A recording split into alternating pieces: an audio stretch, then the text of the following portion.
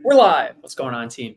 Wanted to come on, make a quick podcast today. Our podcast has just officially hit the double digits, which is awesome. This is podcast number 10. And today I wanted to, as our community has grown now with over 600 RNs all across the country, which is super exciting, I wanted to share our core tenets for this community.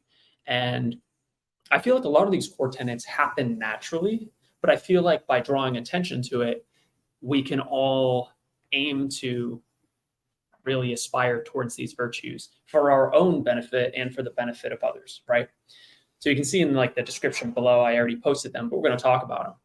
These are the virtues that we should all aim to embody to get to our ideal selves and sustain it forever. Of course, we could have put a bunch, dozens probably, of things down, but I really wanted to just bottle it down to 4 things. And we're going to talk about them right now. If you are watching this live, make sure that you drop a like, drop a comment. By doing that, I believe the Facebook algorithm lets more people know that we're live because Facebook wants to show content that people like, I suppose. So feel free to comment, like, even if you're watching this on a recording, do the same thing because it helps reach more people. Because Facebook's very choosy about what content it shows to certain people. I have people all the time that don't see this content, and when I tell them that we made it, they're like, "Oh, so cool! Thanks so much. I didn't even see it." So appreciate that. So the 4 core tenets that I was able to bottle down are: number 1, empathy, not guilt. I feel like a lot of times on our transformation journey, we tend to bite off more than we can chew, and we build a house of cards. So if you think about a house of cards, what happens? Well, you build it very quickly and you gain height extremely fast. But the problem is it's not very stable. So once the first stressor comes, it blows it over and you kind of start over, right? So in order to break through to your ideal self, we must break free from the guilt cycle. We must break free from biting off more than we can chew and then feeling like, oh man, I did something that was less than perfect. And because of that, I feel bad, right? It yields a negative emotion of guilt. And then what happens when we experience negative emotions in life? Well, we're human beings and we have to cope with them. Now, to cope with that negative emotion, a lot of us might eat because it's human nature is the path of least resistance. So we're always trying to get out of pain and go towards pleasure. If we feel a negative emotion, we're trying to get out of pain. And that's why there's this cognitive dissonance sometimes where, I don't know, maybe you felt this way in the past, where you're like, I don't get it. I know I want to lose weight and I want to be able to like transform my body. But at the same time, I'm still eating all this, what people would call crap. And it's like, why is that happening? Well, this is why. It's because you are designed, your brain is wired to get out of pain. And if you are experiencing pain in the moment of a negative emotion, we will go towards the path of least resistance to be able to get out of it and experience pleasure. So what if, and then of course that leads to more or less optimal choices because you're like, oh, what's the point? This is just going to keep happening. And then that leads to like more guilt. And then eventually you just are completely off. And the thing that we generally do is distract ourselves. So we distract ourselves a ton. We live in a distraction culture until eventually the pain becomes so great of where you are with your weight, with your body, that you're like, all right, I got to make a change again. Does this sound familiar? So what we aim to do is stop that altogether. We lead with empathy, not guilt. And this is also in our coaching style, but if we could truly get off the guilt cycle once and for all,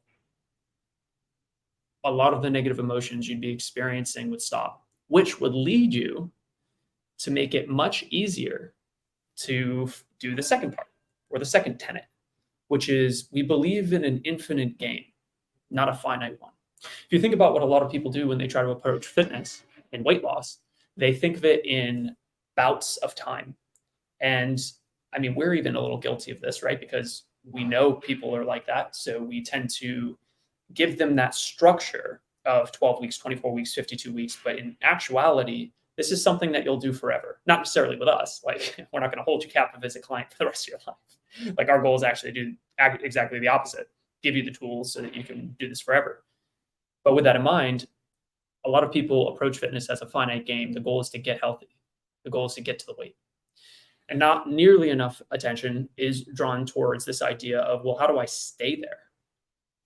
Right? So we realize that the goal is not to get to our final goal, but to stay at our final goal. So we approach this journey with the objective of never stopping again, not sacrificing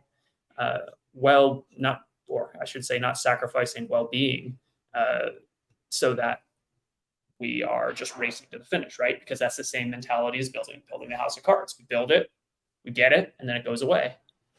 And, motivation is a really interesting thing because, again, if we can just realize that at the core of human motivation, we are always trying to get out of pleasure and get out of pain and go towards pleasure. The same thing can be challenging with setting finite goals. What I mean by that is you generally have two types of people. That people can be successful with finite goals and just keep replacing their finite goal, which in essence is like having an infinite goal. And on the other side, some people can't see past losing the weight. And then once they do it, they have no other goal. So they go back to where they were. I'll explain both. So the first one would be more ideal. I would characterize myself as actually that type of person where for me, I just set a new goal. So at first, my goal when I started lifting wasn't to lose weight, it was to gain weight. I wanted to get super juicy, right? Like I went into high school at 5'9" at like 130 pounds. So like, I was a bit small, and not that I'm huge now, but I'm like the same height and I weigh like 175 and I have abs and I'm lean. So I built muscle, right? And with that in mind, I will just say that I achieved that goal in my 20s. I got as big as I wanted to be, right? Never wanted to get on steroids and do that crazy stuff. I always wanted to be healthy. So then I found myself starting to fizzle. So I set a new goal. All right, well, now I'm going to try to get as strong as possible. Cool. And I set metrics and that was like a 3-year journey. Well, eventually I didn't care about being strong anymore.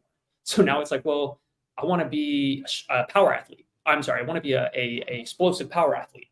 Right? I want to be able to like jump high and run fast and sprint. And so that became my goal. And what I found was as long as I set a new goal, I would never fizzle out. Now, that only works if you care about the goal. If you do not define yourself as an athlete, and that is something, even if you don't define yourself as an athlete, that you can do over time, you can change your identity. Like I've seen a lot of my clients do over time. But if you have no aspiration to be an athlete, then that is probably not the play, in which case you really do need to have something that is going to be infinite. And this wouldn't work for you. But I have seen clients do this successfully because so there's like 3 areas. You have physique, health, and performance. Once you hit your physique goal and your health goal, well, now you just shift to performance goals forever. So you maintain the other 2 and you just always have a performance goal. Now that I would say is the exception, not the rule. I would say the majority of people don't care about being athletes, straight up, that we work with anyway, right? You can just ask yourself, do I care about being an athlete? If the answer is no, then you need to follow more of an infinite game, which is whatever you're doing right now to lose weight, you have to be able to do forever. That's it. There is no and, ifs, or buts about it. It's like you got to be able to do it within variation, of course. Like I say the same thing forever, but what I'm really talking about is like, of course, you're going to have variation within the same thing. For example, like in a year, you go on vacation 2, 4, 6 times a year, whatever. And yeah, during those times, you just, enjoy yourself and maybe you gain a little weight and that's okay. Because then you go back and you lose it. You go right back into your equilibrium. Fair. Right. So that's not what necessarily I'm talking about. You can never vary. Like, no. And I think a lot of people are scared of this idea of the infinite game because they think, oh my God, they're thinking through their frame of reference of I'm going to have to sacrifice everything because that's what I've done in the past. And that isn't true. You do not have to. If you talk to the majority of my clients, they will say it feels easy. Now, that is a great place to be because I'd rather you be at a place that you feel things are super easy, but results are kind of slow. Okay, let's increase results. The science of weight loss is extremely simple. Well, let's leverage the science of weight loss. Let's lower your calories, increase your food volume so you're not hungry, and you'll lose more weight. The key is keeping that sustainability high as you're doing this. And it's a delicate balance. It's a dichotomy, right? Dichotomies are two beliefs that are opposite and equally true. So balancing results and sustainability dichotomy is crucial. So playing the infinite game, right? We realize that the goal is not to get to our final goal, but stay at our final goal forever. And we don't sacrifice, right? We don't sacrifice everything to get there, because once the motivation of going towards pleasure, even though you're experiencing pain, you're going up the mountain. Once I get to the mountain, things are going to be so great. And they might be. But if there's anything I've learned about being an achiever, it's that once you get to your goal, things just become old hat. The law of familiarity sets in, and eventually get to this point that you're kind of just like, is this it? So, and you might have even experienced that with your weight, where you got to your goal and then you were like, okay, and then you get comfortable and you're like, well, gain another 5, gain 10, and then you're right back to where you started. So we leverage human psychology. We're very familiar with behavioral psychology so that we can really make this the last time you ever have to lose every single pound you lose, right? And I'm sure you'd agree that you would prefer to lose the last 30 pounds you have to lose in the next 30 weeks or year, which to you might be sound painfully slow, versus losing it in 12 weeks and then gaining it back, and then next year doing it again, and then gaining it back for 6 months, and then you do it again, and you do it again. And the worst part of that whole thing isn't just the pressure it puts on your body, it's the pressure it puts on your mind, right? Think about it. How does it feel when you're gaining weight? Not great, right? It messes with you.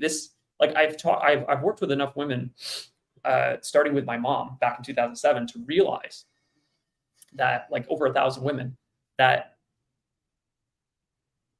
and I'm going to get a little more into human psychology just for a second. So because I don't think I've ever talked about this part specifically. So human beings are driven by status, and we all get status from different things. This is not necessarily true with everyone, but it's a generality, is that men get status by making more money. Women get status by being beautiful or being more fit, right? That is how we are driven as human beings, generally. With that in mind, if that is true, then the number one thing that will increase your status to yourself or your peer group is being fit, and you're not fit. Well, that messes with everything. It's the same way that if a man doesn't feel maybe like they're providing for their family and they're being strong and taking care of everything, they don't feel good no matter what they're doing, right? So I won't go too far deep into that. If you want me to talk more about that, I can. But the last two core tenets here are, number one, focus leads to energy, which leads to results. You probably heard me say before, where focus goes, energy flows, results soon follow. In this group, we are deliberate about where we put our focus each day, because we realize that is a starting point to change. If you were in our 7-day self-care, 7-day RN self-care comeback challenge, you know that one of the core things we focused on was changing our input. Because I know, and I've worked with enough people to realize, and I've even myself over the last 15 years of personal development, I know that when you have new input going into your brain, that changes your thinking, which changes your actions, which changes your results. And right now, who's the person that puts the most input in your brain? Who's the person that talks to you the most? You might be thinking, my husband, my coworkers. No, it's you. Except you're not aware that you're talking to yourself. 90% of the time, it's just the record player going in your head. And if you do not have good self-talk, you're fucked. Now, I say you're fucked if you don't change your input. Because if you just let that record player play, yeah, there's nothing you can do, right? But what if you change the record player? So that's why I aim with every single one of my clients to have a healthy diet of their mind. I had a mentor once say, every day stand guard at the door of your mind and feed it something good. Acid destroys the vessel in which it's stored. Do not let that crap in your mind, right? So super important. I have a call I got to jump on in 1 minute, so I'm just going to finish up real quick. The last one is rise together. We thrive being in a group of like-minded people and support the group as it supports us. I really do believe the more we give, the more we get. So I can tell you, you may have heard me talk about this if we've met together one-on-one, But the clients that get the best results again and again and again are the ones who are the most active in our groups, period. Why?